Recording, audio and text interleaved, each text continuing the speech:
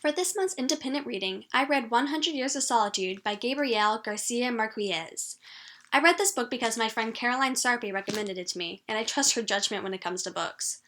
This book has won 2 major awards. The first is the Premio Internacional de Novela Rómulo Gallegos in 1972, which is a Latin American award, and the Prix du Meilleur Livre Étranger for Roman in 1969, which is a French award. The cover of the book is very decorative and I think very unique.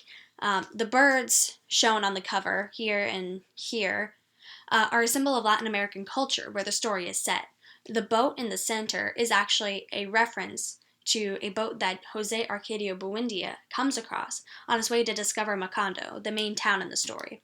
And the ferry, right in the middle, in the center of attention, represents the magical aspects of the book that appear amidst the realistic story, which is really cool.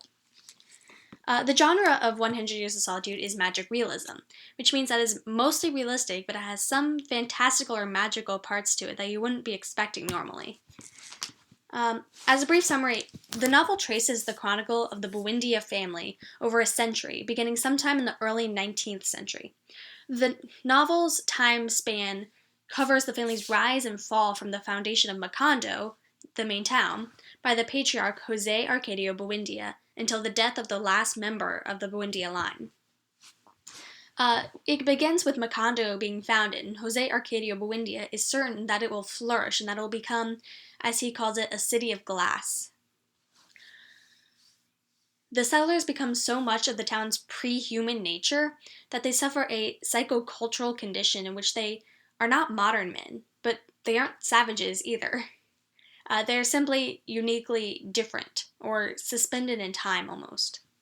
Through the first and second generations, the people of Macondo are fascinated with the unusual and magical trinkets that the gypsies bring through. But slowly, the gypsies stop coming, and the country that the town is located in moves into a civil war era, where Aureliano Buendia, the second child of Jose Arcadio Buendia, becomes a colonel and for many years is off fighting on the rebel side and becomes one of the prominent figures in the war. The next generation finishes off this war and starts to bring the town to a semi-modern age. The next generation is the one that finishes off the industrialization of Macondo with trains, ports, factories, telephones. Then this leads to a major strike by workers at the banana company, causing many people to be shot down and taken away so that people would never know of the uprising. Of course, Jose Arcadio II, the son of Arcadio, the son of Jose Arcadio, the son of Jose Arcadio Buendia, the founder, knew that this was happening and almost lost his mind because people were still after him and he had to hide away. The next generation was much different than the first ones because 2 of them ended up being forced into religious vocations, Renata Remedios being forced into becoming a nun after an incident with a man, and Jose Arcadio spending his life studying to one day become pope. History wraps itself around this family and keeps repeating itself over and over again. The story only ends when Macondo is no more and the Buendia line is finished. The theme of this story is that history is circular, and so everything eventually repeats itself. A good quote from the book that shows this is when Ursula, the wife of Jose Arcadio Buendia, is talking to Jose Arcadio II. "What did you expect?" he murmured. "Time passes."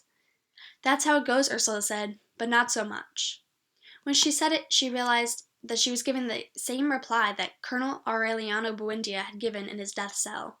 And once again she shuddered, with the evidence that time was not passing, as she had just admitted, but that it was turning in a circle. That's chapter 17, lines 4 through 6. My take on this book was that it was just extraordinary. You wouldn't really expect it to be because it's just following a family and it's just too realistic, but it's not realistic. It's definitely very fantastical in some parts, but realistic enough that you relate to them. It's amazing how it can take kind of what you would think would be a dull topic, just the Buendia family, and expand it into so much more. In my mind, this book is kind of like a classic, even though it's probably not actually a classic yet. It's just it should definitely be read by most people, I think. Um, it's just an amazing book, and how it ties in the magical with the real. It just works so well, and it just entrances you into the story. You care about the Buendias. I mean, like any book, you care about more of the some of the Buendias more than others. Like I cared for the second generation more than the others a lot.